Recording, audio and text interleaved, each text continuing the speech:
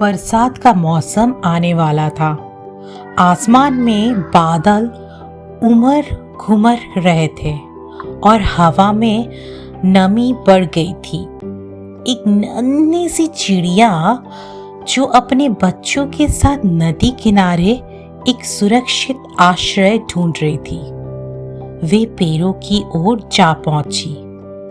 वहां उसे दो बड़े बड़े पेड़ दिखाई दिए। चिड़िया ने पहले पेड़ से विनम्रता से कहा, ओ पेड़, बरसात का मौसम आ रहा है, मेरे छोटे छोटे बच्चे हैं, क्या मैं तुम्हारी डाल पर अपना घोंसला बना सकती हूँ?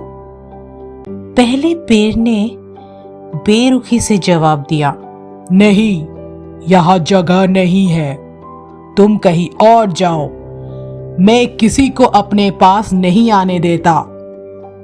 चिड़िया को ये सुनकर बुरा लगा। उसने सोचा, कितना घमंडी पेड़ है। फिर वे दूसरे पेड़ के पास गई और वही बात कही।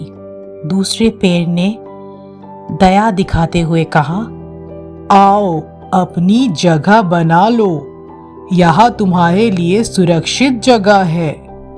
चिड़िया ने खुशी खुशी उस पेड़ की डाल पर अपना घोंसला बनाया। कुछ दिनों बाद बरसात का मौसम पूरी तरह से शुरू हो गया। तेज बारिश और हवा के थपेड़े पेड़ों को हिला रहे थे। वही घमंडी पहला पेड़ जिसने चिड़िया को मना किया था, वे अपनी कमजोर जड़ों के कारण तेज बहाव में नदी में गिर गया। चिड़िया ने ये देखा और खुद से कहा, ये वही पेड़ है जिसने मुझे आश्रय देने से इनकार कर दिया था। देखो, इसे भगवान ने इसकी सजा दे दी।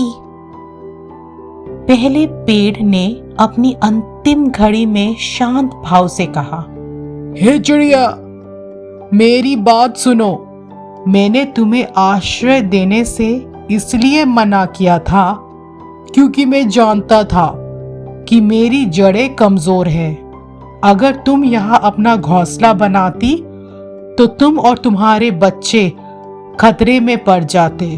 मैंने तुम्हारी सुरक्षा के लिए ही इनकार किया था, मुझे क्षमा करना। ये सुनकर चिड़िया चुप हो गई और उसकी आंखों में पानी भर आया।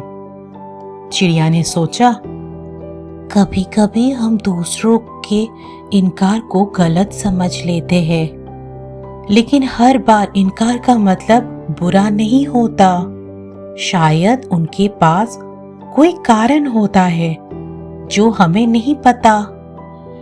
इस घटना ने चिड़िया को सिखाया कि किसी के वर्तमान व्यवहार के पीछे का कारण समझने की कोशिश करनी चाहिए।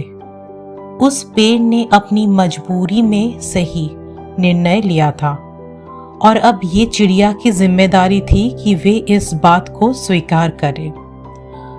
तो इस कहानी से हमें क्या शिक्षा मिलती है दोस्तों? कि हर इनकार का मतलब बुराई नहीं होता।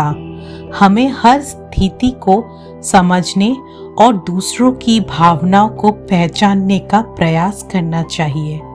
साथ ही कभी भी घमंड नहीं करना चाहिए, क्योंकि जीवन में विनम्रता ही सबसे बड़ा गुण है।